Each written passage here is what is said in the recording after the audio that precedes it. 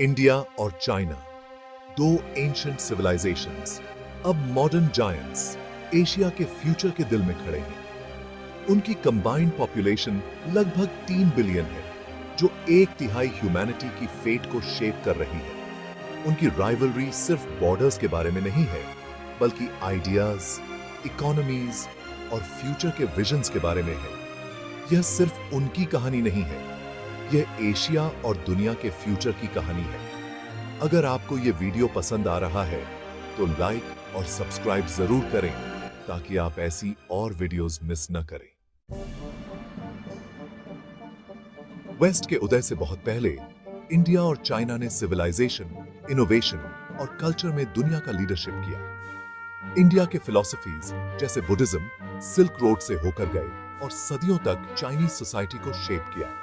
India ने हमें zero और डेसिमल सिस्टम दिया, चाइना ने हमें paper making, printing, gun powder और कंपास दिया। इन इन्वेंशंस ने दुनिया को बदल दिया, नॉलेज को डेमोक्रेटाइज किया, ट्रेड को खोला और एक्सप्लोरेशन को बढ़ावा दिया। दोनों सिविलाइजेशंस ने आइडियाज, स्कॉलर्स और स्पिरिचुअल विजडम का आदान प्रदान किया, जिससे कोलैबोरेशन का एक गोल्डन एज बना। उनकी शेयर्ड हिस्ट्री सिर्फ कॉन्फ्लिक्ट नहीं, बल्कि गहरा इंटेलेक्चुअल और कल्चरल एक्सचेंज है। कॉन्फिडेंस, इनोवेशन और वास्ट पॉपुलेशंस को मैनेज करने की यह लेगेसी उनके मॉडर्न रिसर्जेंस को फ्यूल करती है। जब इंडिया सैटेलाइट्स लॉन्च करता है या चाइना हाई स्पीड रेल बनाता है, तो वे एंशिएंट एम्बिशन से प्रेरणा लेते हैं। उनकी पास्ट ग्लोरी उनके फ्यूचर ड्रीम्स को इंस्पायर करती है।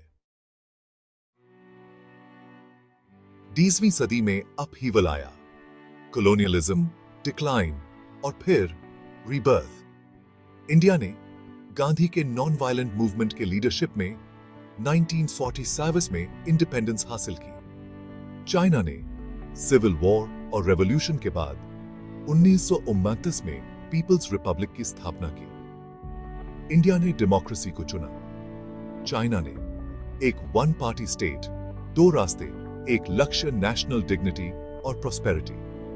दोनों को फैमिन, डिवीजन और मॉडर्नाइजेशन की चुनौती का सामना करना पड़ा।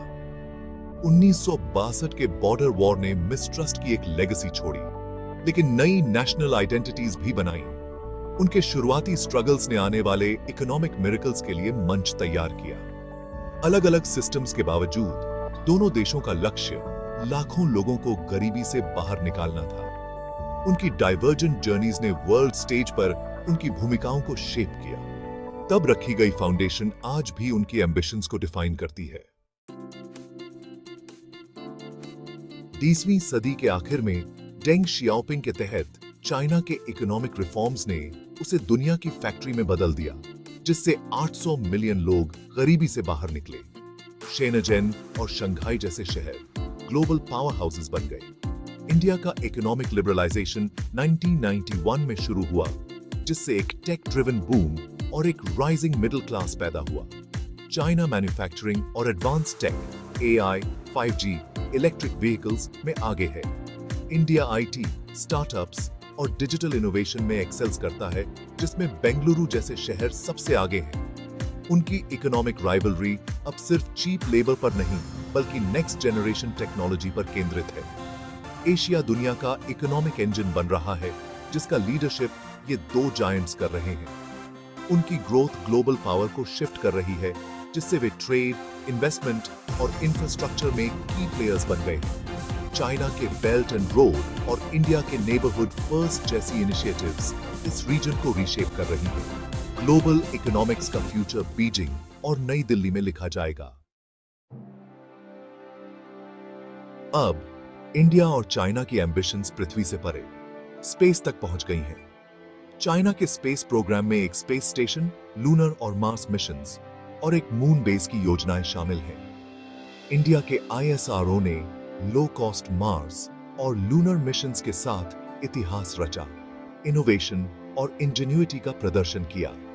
Space race national pride, strategic advantage और टेक्नोलॉजिकल लीडरशिप के बारे में है। दोनों देश अपनी यूथ को इंस्पायर करते हैं और साइंस में इन्वेस्ट करते हैं, यह जानते हुए कि स्पेस पावर की नई फ्रंटियर है। लेकिन यह रेस रिस्क्स भी लाती है। मिलिटराइजेशन, और राइवलरी स्पेस में फैल सकती है, फिर भी उम्मीद है। कंपटीशन एक दिन ह्यूमैनिटी के बेनिफिट के लिए कोलैबोरेशन में बदल सकती है। एंशिएंट सिविलाइजेशन से लेकर स्पेसफेयरर्स तक उनकी यात्रा हमारे समय की महान कहानियों में से एक है।